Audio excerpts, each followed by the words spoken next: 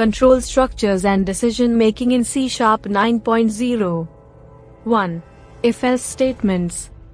The if-else statement allows you to execute a block of code based on a condition.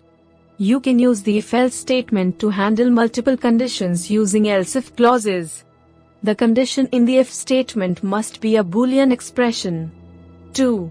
Switch statements. The switch statement allows you to select one of many code blocks to be executed.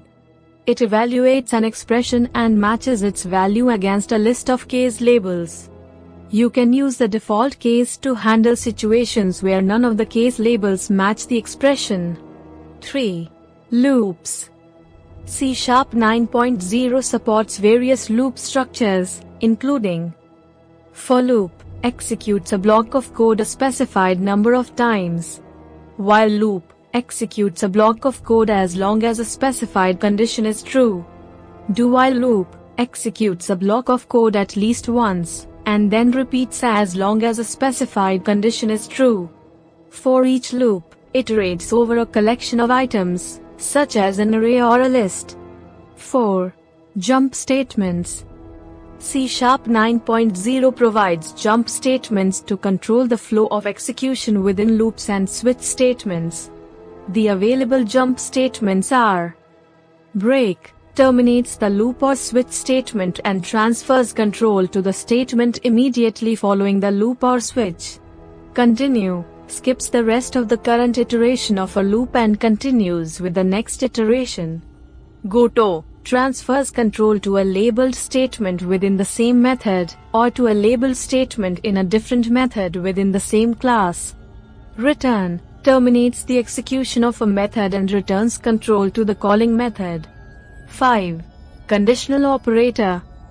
The conditional operator allows you to write concise if-else statements in a single line.